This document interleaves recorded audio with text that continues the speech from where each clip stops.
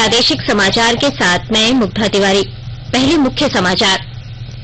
राज्य में 14,181 कोरोना संक्रमित मरीज हुए स्वस्थ। मरीजों के स्वस्थ होने की दर 62% से अधिक हुई।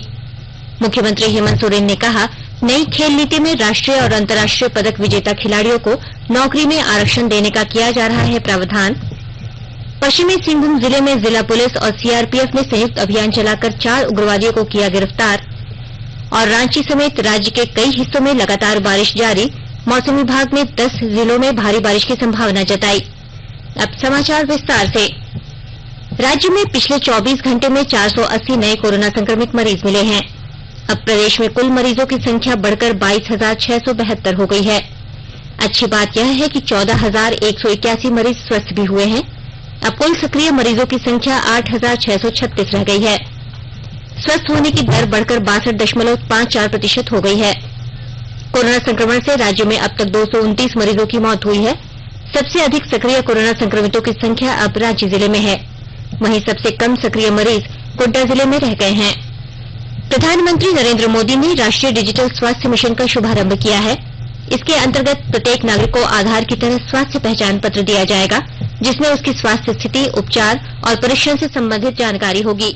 कल 74वें स्वतंत्रता दिवस पर लाल किले की प्राचीर से राष्ट्र को संबोधित करते हुए प्रधानमंत्री ने कहा कि पूरी तरह प्रौद्योगिकी आधारित इस पहल से देश में स्वास्थ्य क्षेत्र में क्रांतिकारी बदलाव आएगा। प्रधानमंत्री ने घोषणा की कि प्रोजेक्ट टाइगर की सफलता को दोहराते हुए केंद्र जल्द ही प्रोजेक्ट लायन और प्रोजेक्ट डॉल्फिन का शुभारंभ करेगा, ताकि इन प्रजातियों की जैव विविधता का संरक्षण हो सके। श्री मोदी ने अपने संबोधन में कहा कि बाघों और हाथियों के संरक्षण की परियोजनाएं सफलतापूर्वक संचालित की गई हैं। देश में बाघों की संख्या में वृद्धि हुई है। आने वाले दिनों में एशियाई शेरों के संरक्षण के लिए प्रोजेक्ट लायन शुरू किया जाएगा। उन्होंने कहा कि प्रोजेक्ट डॉल्फिन के अंतर्गत नदियों और समुद्री डॉल्फिन के संरक्षण पर ध्यान दिया जाएगा। इससे जैव विविधता मजबूत होगी और रोजगार के अवसर बढ़ेंगे।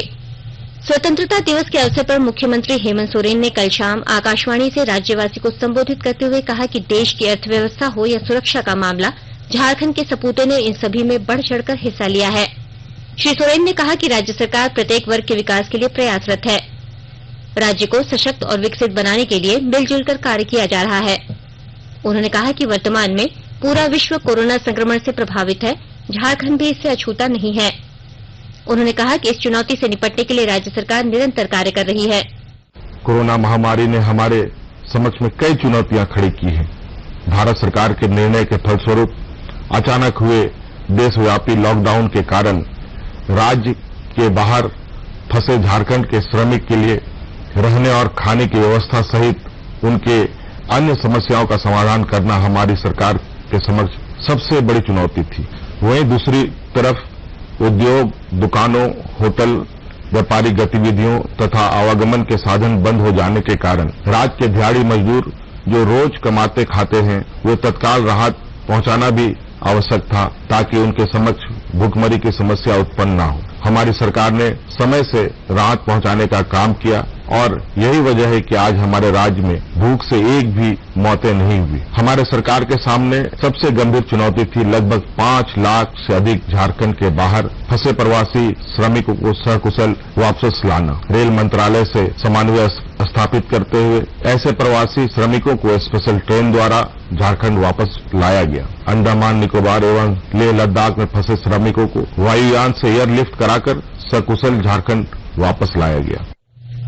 मुख्यमंत्री ने यह भी कहा कि राष्ट्रीय और अंतर्राष्ट्रीय स्तर के पदक विजेता खिलाड़ियों को नई खेल नीति में नौकरी में आरक्षण देने का प्रावधान किया जा रहा है। राष्ट्रीय एवं अंतर्राष्ट्रीय स्तर पर पदक विजेता खिलाड़ियों को नौकरी में आरक्षण देने का प्रावधान भी नई खेल नीति में किया जा रहा है। नई खेल नीति की स्थापना दिवस के अवसर पर लागू कर दी जाएगी। प्रधानमंत्री नरेंद्र मोदी ने पूर्व प्रधानमंत्री अटल बिहारी वाजपेयी को उनकी दूसरी पुण्यतिथि पर भावभीनी श्रद्धांजलि अर्पित की है। उन्होंने कहा कि राष्ट्रीय प्रगति के प्रति अटल जी की उल्लेखनीय सेवाएं हमेशा याद रखी जाएंगी। इस मौके पर उनके समाधि स्थल सदैव अटल पर राष्ट्रपति रामनाथ कोविंद, उपराष्ट्रपति वेंकैया नायडू, रक्षा मंत्री राजनाथ सिंह और भाजपा के राष्ट्रीय अध्यक्ष जेपी नड्डा ने भी श्रद्धासुमन अर्पित किए। मुख्यमंत्री हेमंत सोरेन ने भी पूर्व प्रधानमंत्री अटल बिहारी वाजपेयी की पुण्यतिथि पर उन्हें नमन किया है। उन्होंने कहा है कि भारत रत्न अटल बिहारी वाजपेयी सदैव हमारी स्मृतियों में जीवित हैं। उनकी कविताएं और राजनीतिक जीवन वर्तमान और आने वाली पीढ़ियों को प्रेरित करता रहेगा। जम्मू कश्मीर में माता वैष्णो देवी यात्रा आज से शुरू हो रही है। कोरोना संक्रमण के कारण यात्रा 18 मार्च से लगभग 5 महीने के लिए बंद थी। श्री माता वैष्णो देवी श्राइन बोर्ड के मुख्य कार्यकारी अधिकारी रमेश कुमार ने कहा कि पहले सप्ताह के दौरान प्रत्येक दिन केवल 2000 श्रद्धालुओं को ही यात्रा की अनुमति होगी। इनमें 1900 श्रद्धालु जम्मू कश्मीर के और शेष 100 बाहर के होंगे। श्री कुमार ने बताया कि यात्रा पंजीकरण काउंटर पर भीड़भाड़ से बचने के लिए केवल ऑनलाइन पंजीकरण के बाद ही यात्रा की अनुमति दी जाएगी। श्रद्धालुओं को अपने मोबाइल फोन में आरोग्य सेतु ऐप इंस्टॉल करना होगा, फेस मास्क लगाना अनिवार्य होगा और प्रत्येक यात्रा प्रवेश स्थल पर थर्मल स्कैनिंग की जाएगी। स्वास्थ्य और परिवार कल्याण मंत्रालय ने लोगों को सलाह दी है कि वे नोवल कोरोना वायरस से अपने को सुरक्षित रखने के लिए सभी बुनियादी एहतियाती उपायों का पालन करें और सामाजिक दूरी बनाए रखें। एक रिपोर्ट। सरकार ने कहा है कि आवश्यक वस्तुओं की पर्याप्त आपूर्ति जारी है और लोगों को चिंता करने की कोई जरूरत नहीं है। लोगों को सलाह दी जाती है कि वे आवश्यक वस्तुओं और चिकित्सा सामानों की खरीदारी करते समय धैर्य रखें और शांत रहें। आवश्यक वस्तुओं को खरीदने के लिए बार बार बाहर निकलने से बचें। साथ ही लोगों से हाथ मिलाने और गले लगने से भी बचना चाहिए। बाजार, मेडिकल स्टोर और अस्पतालों में लोग कम से कम 1 मीटर की दूरी बनाए रखें। घर पर गैर जरूरी सामाजिक समारोह से बचा जाना चाहिए और घर पर मेहमानों को नहीं बुलाना चाहिए। लोगों को अपनी आंख, नाक और मुंह छूने से बचना चाहिए और लगातार हाथ साफ करते रहना चाहिए। हाथ को दोनों तरफ से कम 20 सेकंड तक रगड़कर धोना चाहिए। यदि कोई व्यक्ति खांसी या बुखार से पीड़ित है तो वह दूसरों के संपर्क में आने से बचे और डॉक्टर से तुरंत परामर्श ले। स्वास्थ्य मंत्रालय ने कोरोना वायरस के बारे में जानकारी के लिए एक टोल फ्री नंबर 1075 जारी किया है। इधर राज्य सरकार की ओर से भी कई दिशा निर्देश जारी किए गए हैं।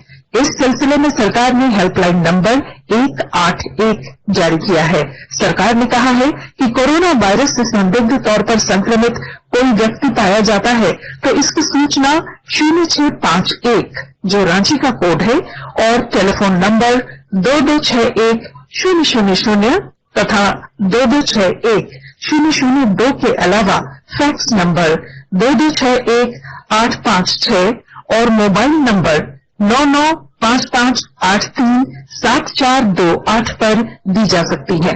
आकाशवाणी रांची भी आपसे अपील करता है कि कोविड-19 के संक्रमण से बचने और अन्य लोगों को सुरक्षित रखने के लिए कृपया घर पर ही रहें और सरकारी दिशा निर्देशों का पालन करें। आकाशवाणी के ताजा तरीन समाचारों के लिए आप हमारी वेबसाइट newsonair.com पर लॉग ऑन कर सकते हैं। ताजा समाचार ट्विटर @AIR न्यूज अलर्ट्स और Facebook page all India radio news पर भी उपलब्ध है। आप प्रादेशिक समाचार एकांश के ट्विटर अकाउंट @AIR News_Ranchi और Facebook page AIR news Ranchi के अलावा YouTube channel regional news unit Ranchi पर भी हमारे बुलेटिन सुन सकते हैं। प्रादेशिक समाचार आप आकाशवाणी रांची से सुन रहे हैं। पश्चिमी सिंहभूम जिले के नक्सल प्रभावित गुदरी थाना क्षेत्र के लोढ़ाई से प्रतिबंधित संगठन PLFI के 4 सदस्यों को पुलिस ने गिरफ्तार किया है। पश्चिमी सिंहभूम जिला पुलिस और CRPF 60 बटालियन ने संयुक्त रूप से ऑपरेशन चलाकर चारों उग्रवादियों को गिरफ्तार किया। इनके पास से 2 पिस्तौल, 2 मैगजीन, 2 बाइक, 4 मोबाइल और पोस्टर बरामद किए गए हैं।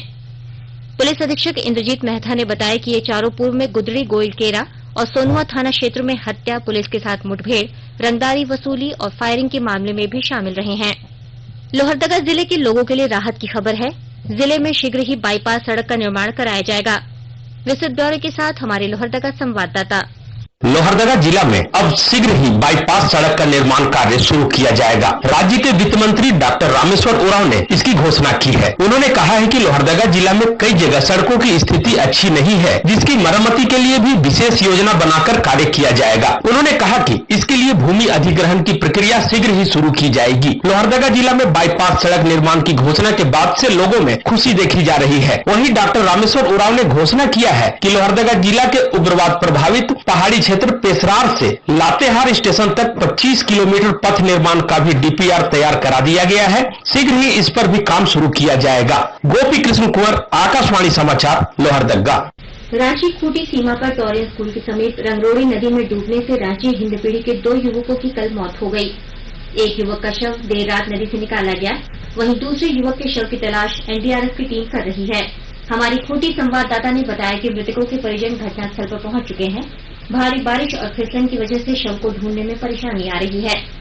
आकांक्षी जिला पश्चिमी सिंहभूम अब नीति आयोग के चैंपियंस ऑफ चेंज नामक नए डैशबोर्ड संस्करण से जुड़ गया है। विस्तृत द्वारा दे रहे हैं हमारे पश्चिमी सिंहभूम संवाददाता। आकांक्षी जिला पश्चिमी सिंहभूम अब नीति आयोग के चैंपियन ऑफ चेंज नामक नए डैशबोर्ड संस्करण से जुड़ गया है। पिछले दिनों नीति आयोग ने जिले को नए डैशबोर्ड से जुड़ने के बारे में एक कार्यशाला के माध्यम से जानकारी दी। नए डैशबोर्ड से जुड़ जाने के बाद यहां संचालित हो रहे सभी विकास कार्यों की प्रगति ग्राफ के माध्यम से भी देखी जा सकेगी। अब जिले में विकास के जो भी कार्य किए जाएंगे या जो भी योजनाएं संचालित की जाएंगी उनकी सीधी मॉनिटरिंग डैशबोर्ड के जरिए की जा सकेगी। उम्मीद की जा सकती है कि इस आकांक्षी जिले में विकास कार्यों की प्रगति को लेकर यह डैशबोर्ड कारगर साबित होगा। दिलीप बनर्जी, आकाशवाणी समाचार, चाईबासा। राष्ट्रपति, उपराष्ट्रपति और प्रधानमंत्री ने पारसी नववर्ष नवरोज पर देशवासियों को शुभकामनाएं दी। अपने संदेश में राष्ट्रपति रामनाथ कोविंद ने कहा कि राष्ट्र निर्माण और विकास में पारसी समुदाय का योगदान हम सबके लिए प्रेरणा का विषय है। उन्होंने उम्मीद जताई कि अच्छे कामों और भावनाओं पर आधारित पारसी समुदाय का यह उत्सव हमारे लिए शांति और खुशहाली लाएगा। उपराष्ट्रपति एम वेंकैया नायडू ने कहा कि पारसी समुदाय भारत के सांस्कृतिक ताने बाने में विशेष स्थान रखता है। उन्होंने कहा कि पारसी समुदाय के लोगों में उत्साह, कठिन श्रम और लगन की भावना ने राष्ट्र निर्माण में महत्वपूर्ण योगदान दिया है। प्रधानमंत्री नरेंद्र मोदी ने कहा कि पारसी समुदाय के हर क्षेत्र में किए गए शानदार योगदान को देश ने देखा है। उन्होंने उम्मीद जताई कि नवरोज सभी के जीवन में शांति और खुशहाली लाएगा। भारतीय क्रिकेट टीम के पूर्व कप्तान महेंद्र सिंह धोनी ने कल अंतर्राष्ट्रीय क्रिकेट से संन्यास ले लिया है। सोशल मीडिया पोस्ट में उन्होंने अपने पूरे करियर के दौरान सहयोग और समर्थन के लिए प्रशंसकों का आभार व्यक्त किया। महेंद्र सिंह धोनी की कप्तानी में भारत ने 2007 में आईसीसी T20 विश्व कप, 2010 और 2016 में एशिया कप, 2011 में आईसीसी क्रिकेट विश्व कप और 2013 में आईसीसी चैंपियंस ट्रॉफी जीती। दाहिने हाथ के मध्यम क्रम बल्लेबाज और विकेटकीपर धोनी एक दिवसीय अंतर्राष्ट्रीय मैचों में सर्वाधिक रन बनाने वालों में से हैं। इस फॉर्मेट में उन्होंने 10,000 से अधिक रन बनाए हैं। सुरेश रैना ने भी अंतर्राष्ट्रीय क्रिकेट से संन्यास की घोषणा की है। सोशल मीडिया पोस्ट में उन्होंने कहा कि धोनी के साथ खेलना हमेशा सुखद अनुभव रहा है और धोनी के संन्यास लेने के बाद उन्होंने भी अंतर्राष्ट्रीय क्रिकेट से अलग होने का फैसला किया है। इधर मुख्यमंत्री हेमंत सोरेन ने बीसीसीआई से अपील की है कि पूर्व कप्तान महेंद्र सिंह धोनी का विदाई मैच रांची में आयोजित हो, जिसका गवाह पूरा विश्व बने। श्री सोरेन ने कहा है कि इस विदाई मैच की मेजबानी पूरा झारखंड करेगा। राज्य में पूर्वी और पश्चिमी सिंहभूम, सिमडेगा, सरायकेला खरसावां, पलामू, गढ़वा, चतरा, कोडरमा, लातेहार और लोहरदगा जिला में आज भारी बारिश की संभावना जताई गई है। मौसम विभाग के अनुसार रांची जिला समेत आसपास के क्षेत्रों में आज सुबह से ही रुक रुक कर बारिश हो रही है। मौसम विभाग ने इस दौरान वज्रपात की भी चेतावनी जारी की है। भारतीय मौसम विज्ञान केंद्र रांची की ओर से जारी पूर्वानुमान में बताया गया है कि कल से 19 अगस्त तक हल्के और मध्यम दर्जे की बारिश हो सकती है। मौसम विभाग ने यह भी बताया है कि कल प्रदेश के मध्य और उत्तरी हिस्से संथाल परगना में 1-2 जगहों पर भारी बारिश हो सकती है। इधर लगातार अच्छी बारिश होने से किसानों में खुशी है। अंत में मुख्य समाचार एक बार फिर। राज्य में 14,181 कोरोना संक्रमित मरीज हुए स्वस्थ। मरीजों के स्वस्थ होने की दर 62% से अधिक हुई। मुख्यमंत्री हेमंत सोरेन ने कहा, नई खेल नीति में राष्ट्रीय और अंतर्राष्ट्रीय पदक विजेता खिलाड़ियों को नौकरी में आरक्षण देने का किया जा रहा है प्रावधान। पश्चिमी सिंहभूम जिले में जिला पुलिस और सीआरपीएफ ने संयुक्त अभियान चलाकर 4 उग्रवादियों को किया गिरफ्तार। और रांची समेत राज्य के कई हिस्सों में लगातार बारिश जारी। मौसम विभाग ने 10 जिलों में भारी बारिश की संभावना जताई। इसके साथ ही आकाशवाणी रांची से प्रादेशिक समाचार का ये बुलेटिन समाप्त हुआ। नमस्कार। सुरक्षित रहिए और सुनते रहिए आकाशवाणी।